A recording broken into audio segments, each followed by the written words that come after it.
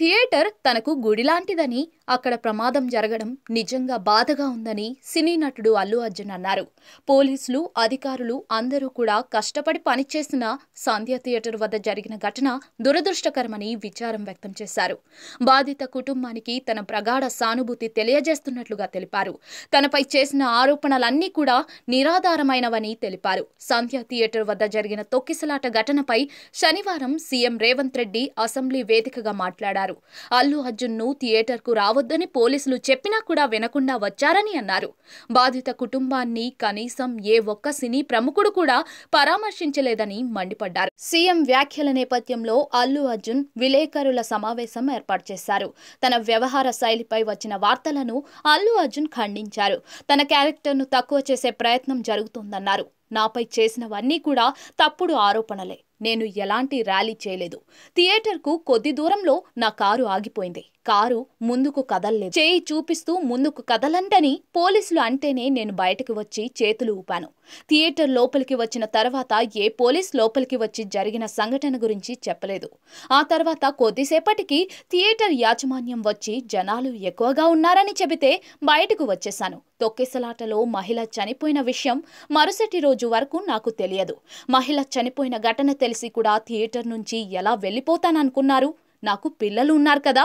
మరుసటి రోజు విషయం తెలిసిన తర్వాత బన్నీవాస్కు ఫోన్ చేసి ఆస్పత్రికి వెళ్లమని చెప్పాను. నేను కూడా బయలుదేరదామని సిద్ధమయ్యా. కానీ నాపై కేసు నమోదు చేశారని బన్నీవాసు చెప్పారు.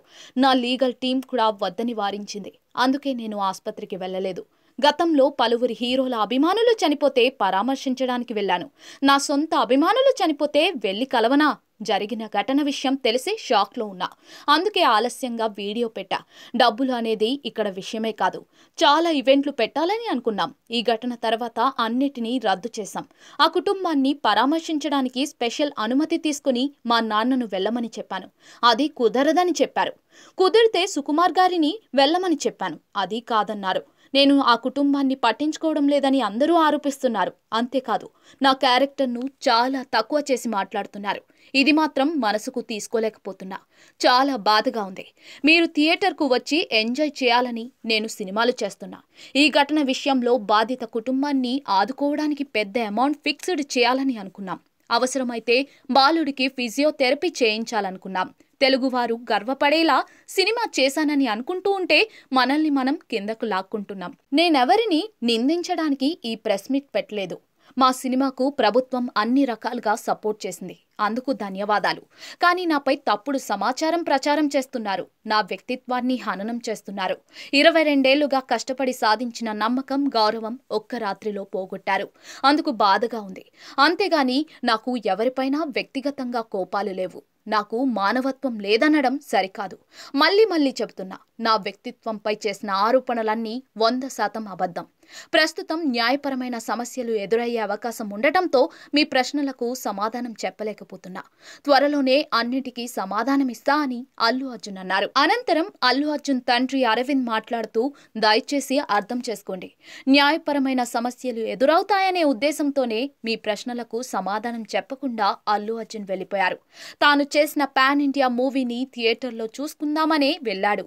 థియేటర్ వద్ద జరిగిన ఘటన తర్వాత మా ఇంట్లో పార్క్లో ఓ మూలన కూర్చుని అదే ఆలోచనలో ఉన్నాడు. పలువురు సక్సెస్ సెలబ్రేషన్స్ చేస్తామని చెబుతున్నా కూడా ఎక్కడికి వెళ్లడం లేదు. ఒక అభిమాని కుటుంబం ఇలా అయిపోయిందని బాధపడుతున్నాడు. 22 సంవత్సరాలు కష్టపడి ఈ పేరు సంపాదించుకున్నాడు. ఇదంతా ఒక రాత్రి, ఒక సినిమా, ఒక ప్రెస్ మీట్లో రాలేదు. 3 తరాలుగా మా కుటుంబం గురించి తెలుసు. ఎప్పుడైనా ఇలా వ్యవహరించామా?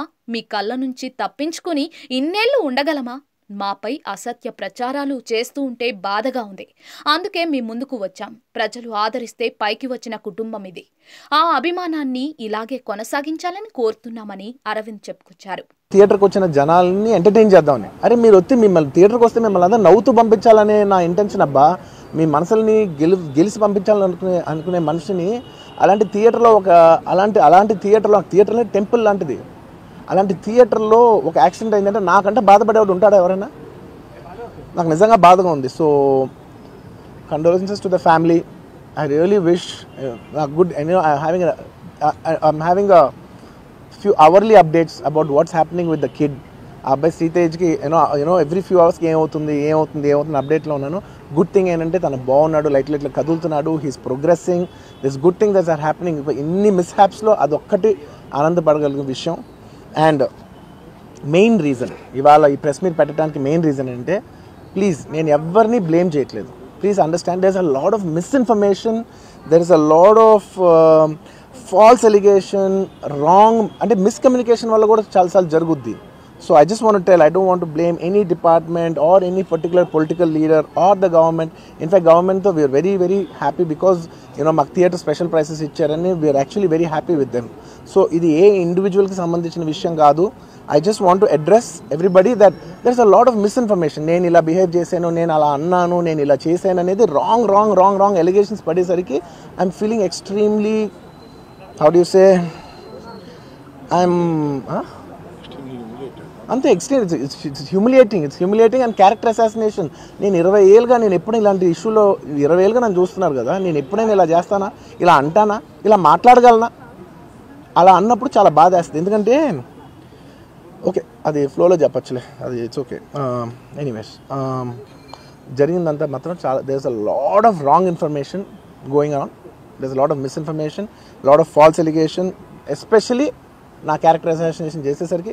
సార్ నేను సినిమా చాలా పెద్ద సక్సెస్ అయ్యి ఉండి ఆ సక్సెస్ అంతా పక్కన పడేసి మొత్తం గత 15 రోజులుగా నేను ఇక్కడే కూర్చుని అన్ని ఫంక్షన్స్, అన్ని ప్రోగ్రామ్స్, అన్ని సెలబ్రేషన్స్ అన్ని మ్యాక్సిమం క్యాన్సిల్ చేసేసుకుని, పబ్లిక్ ఫంక్షన్స్ అన్ని పెడతా ఉన్నాయి, అన్ని క్యాన్సిల్ చేసుకుని ఒక్కడనే ఇక్కడ కూర్చుని, అరే ఇలాంటి టైం ఎలా ఉండేది, నేను ఎలా ఉండాల్సిన టైం ఇలా అయిపోయింది ఏంటి, నేను ఒక్కడనే కూర్చుని 15 రోజులు ఇంట్లో ఎక్కడికి వెళ్ళబోతున్నా, నా ఆఫీస్కి వెళ్ళబోతున్నా, నేను సొంతగా సినిమా తీసా. ఒక తీసిన సినిమా 3 ఏళ్ళు కష్టపడి తీసిన సినిమా థియేటర్లో ఎలా ఉందో కూడా నేను చూడలేదు ఇప్పటివరకు. నేను నా సినిమా థియేటర్లో ఎలా ఉందో చూడలేదు నేను. And that's my biggest education. మీరు రాబోయే సినిమాలు నేను ఎలా తీయాలి, ఇట్స్ మై లెర్నింగ్ కర్వ్. నాకు చాలా ఇంపార్టెంట్ నేను థియేటర్లో చూడటం, నేను నేర్చుకుంటా సినిమాని. నేను మీకు నెక్స్ట్ ఇవ్వాలంటే సినిమా, నేనేం చెప్తున్నానంటే ఇలాంటి టైంలో కూడా నేను ఒక్కనే ఇంట్లో 15 రోజులు కూర్చుని అరే ఇట్స్ ఓకే అయ్యేదైంది, ఇట్స్ ఓకే, మన తప్పేం లేదు అంటే డైరెక్ట్ ఇన్వాల్వ్మెంట్ లేదు. ఇట్స్ నా ప్రెమిసెస్లో అయింది కాబట్టి I am extremely apologetic for what has happened. అలాంటిది ఇలా 15 రోజులు కూర్చున్న తర్వాత మీరు ఇలా అన్నారంట, మీరు అలా అన్నారంట, కాళ్ళు చేతులు ఇరిగిపోతే పర్లేదు అన్నారంట అంటే డెఫినెట్లీ చాలా బాధ వేస్తుంది. అందులో ఏంటి ఒక నేషనల్ మీడియా ముందు ఇలా మాట్లాడతాం అనేది నా క్యారెక్టర్ అసాసినేట్ చేసినట్టు కదా దేశం ముందు. అరే నేను కష్టపడిందే ఈ 3 ఏళ్ళు తెలుగు వాళ్ళకి. నా ఆడియో ఫంక్షన్ చూడండి నేనేమన్నాను, నా సినిమా చూడండి అది అన్నాను, నేనేమన్నాను, అరే మన తెలుగు వాళ్ళు పరువు తీసి ఎక్కడో నిలబెడదామని ఒక అటెంప్ట్తో చేశాను. అలాంటిది నేను అంత ప్యూర్ ఇంటెన్షన్తో చేస్తే నేను ఇలా చేశాను అలా చేశాను, నా మీద ఫాల్స్ ఎలిగేషన్, నాకు ఎంత బాధ వేస్తుంది. This is personally I mean to nobody, I respect everybody. నేను అసలు ఇదేం పర్సనల్ అటాక్ కాదు, ఏమీ కాదు. నేను జస్ట్ నా గురించి ఫామ్ అవుతున్న ఇన్ఫర్మేషన్ పీపుల్కి చెప్దామని, దట్ ఇలా జరుగుతుంది, ఇది నిజం కాదు, దయచేసి అర్థం చేసుకోండి చెప్పడానికి. అండ్